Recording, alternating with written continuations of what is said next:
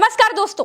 Hamas की आड़ में इजराइल फिलिस्तीन में युद्ध अपराध कर रहा है, यानी सारे नियम कानून कायदे ताक में रखकर पाप पे पाप कर रहा है। अमेरिका की शह पर इजराइल इतना गिर गया है कि उसने मस्जिदों को निशाना बना डाला, आम लोगों के घरों पर आतंकियों की तरह बम बरसा दिए।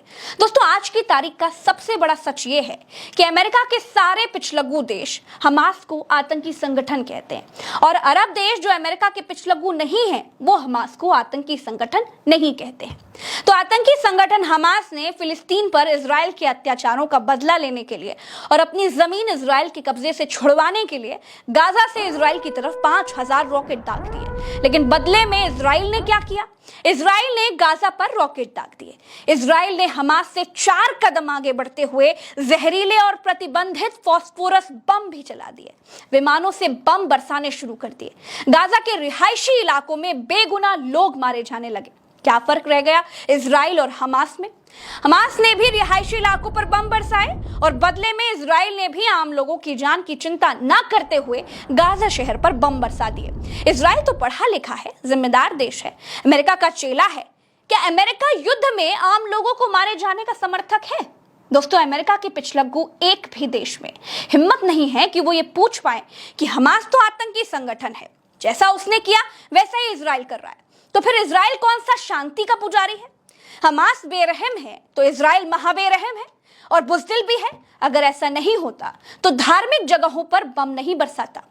न्यूयॉर्क टाइम्स के मुताबिक इजराइल ने गाजा में कई मस्जिदों पर भी हमले किए हैं। इनमें से 4 मस्जिद गाजा के शती रिफ्यूजी कैंप में थी, जो पहले से ही गाजा पट्टी के सबसे घनी आबादी वाले क्षेत्र में है। इजरायली सेना ने कहा है कि हमास के गाजा में रिहायशी इलाकों में ठिकाने हैं, वो यहीं से ऑपरेट करते हैं। ये पहली मस्जिद देखिए, ये तस्वीर अल सोसी मस्जिद की है। ये मस्जिद शती रिफ्यूजी कैंप में थी। इस पर इजराइल ने हवाई हमला किया है। इस तस्वीर में आप साफ देख सकते हैं कि ये पहले कैसी थी और अब कैसी है। ये खबर जो हम आपको बता रहे हैं दोस्तों, ये न्यूयॉर्क टाइम्स और भारत की सबसे बड़ी न्यूज वेबसाइट दैनिक भास्कर के हवाले से है, कोई मनगढ़ंत कहानी नहीं है। दोस्तों, अब ये दूसरी तस्वीर देखिए। दूसरी तस्वीर में दिखाई दे रहा है कि शती रिफ्यूजी कैंप में बनी अल घरबी मस्जिद पहले कैसी थी और अब कैसी है। इस पर भी इजराइल ने मिसाइल से हमला किया है। दोस्तों, आसपास के सारे घरों समेत मस्जिदें भी राख का ढेर बन चुकी हैं। अब दोस्तों, ये तस्वीर देखिए, ये यासीन मस्जिद की है। ये वो तस्वीर है जिसे इजराइल ने निशाना बनाया है। सेना का आरोप है कि हमास मस्जिद और रिहायशी इलाकों से ही ऑपरेट करता है, इसीलिए उन्होंने मस्जिदों को ही ज़मींदोज़ कर दिया है। कहीं और होता, किसी और देश में होता तो यूएन हर बात में अपनी नाक घुसेड़ता, ये बताता कि रिहायशी इलाकों पर हवाई हमला नहीं किया जा सकता। रिहायशी इलाकों पर बमबारी करना युद्ध नियमों के खिलाफ है, यानी यह युद्ध अपराध है। लेकिन यूएन समेत अपने आप को शांत कहने वाले देश बिलों में दुबक करके बैठ गए हैं। इजराइल के आम लोगों पर बम बरसाना भी पाप है, युद्ध अपराध है, और गाजा के आम लोगों के ऊपर भी बम बरसाना पाप है, युद्ध अपराध है। अंतरराष्ट्रीय अदालत में हमास और इजराइल को कॉलर पकड़कर खड़ा करना चाहिए, लेकिन इजराइल को दंड कौन देगा जब अमेरिका नाम के सैया ही इजराइल को कोतवाल बनाकर बिठा चुके हैं। दोस्तों, ये देखिए, ये मस्जिद एक दूसरे से कितनी दूरी पर है। हमने आपको 3 मस्जिदों के बारे में बताया। चौथी मस्जिद आशा रिफ्यूजी कैंप से दूर है, जिसका नाम अल यामुर्क मस्जिद है। ये भी बर्बाद हो चुकी है।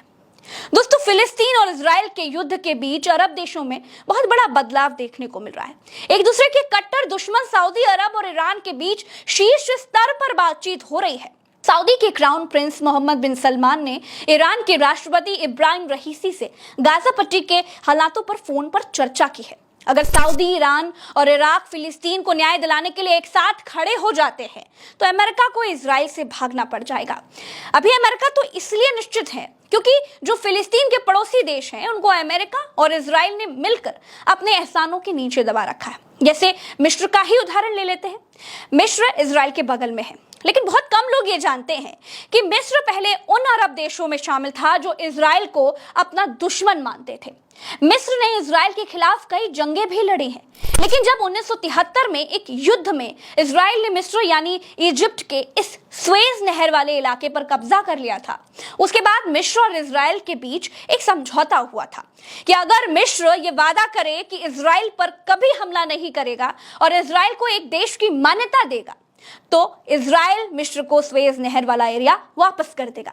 फिर क्या, 7 साल बाद ही मिस्र ने इजराइल को एक देश के तौर पर मान्यता दे दी और स्वेज नहर वाला इलाका इजराइल ने छोड़ दिया। मिस्र यानी इजिप्ट का पूरा कारोबार स्वेज नहर से ही चलता है।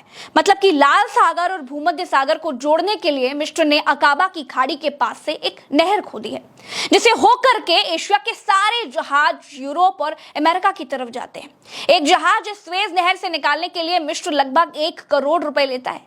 तेल के साथ साथ मिस्र का बहुत बड़ा धंधा इसी नहर के किराए से चलता है। मिस्र से इजराइल को टेंशन बिल्कुल नहीं है। दूसरी तरफ टर्की को पहले ही नाटो देशों में शामिल कर लिया जा चुका है, इसलिए फिलिस्तीन के साथ टर्की भी आसानी से खड़ा नहीं होगा। इजराइल का कट्टर दुश्मन पहले संयुक्त अरब अमीरात यानी यूएई भी था, लेकिन 2020 में एक शांति समझौता हुआ था। अमेरिकी राष्ट्रपति डोनाल्ड ट्रंप ने दोनों देशों के बीच मध्यस्थ की भूमिका भी निभाई थी। इस समझौते के बाद दोनों देशों की नजदीकियां बढ़ी। इस समझौते का मकसद अमेरिका का ईरान पर शिकंजा कसना था, क्योंकि ईरान ही अरब देशों में एक ऐसा देश है जो अमेरिका को जरा भी नहीं सेकता है। ईरान पर काबू पाने के लिए अमेरिका इजराइल को मजबूत करता रहता है। फिलिस्तीन अमेरिका को टेंशन देने वाला देश नहीं है। अमेरिका को टेंशन ईरान से है, जो अब परमाणु संपन्न होने के करीब है।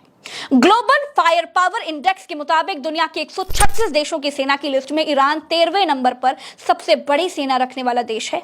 ईरान की ताकत का अंदाजा ऐसे लगाइए कि 2017 में ईरान का रक्षा बजट 16 अरब डॉलर का था, इजराइल का 18 अरब डॉलर का। आज की तारीख में फिलिस्तीन का सच्चा दोस्त ईरान है, लेबनान है, सीरिया है, जॉर्डन है, जो समय आने पर हथियार उठा सकते हैं और बाकी देश आपसी दुश्मनियां भुलाकर स्वतंत्र फिलिस्तीन बनाने के लिए बात करने लगे हैं।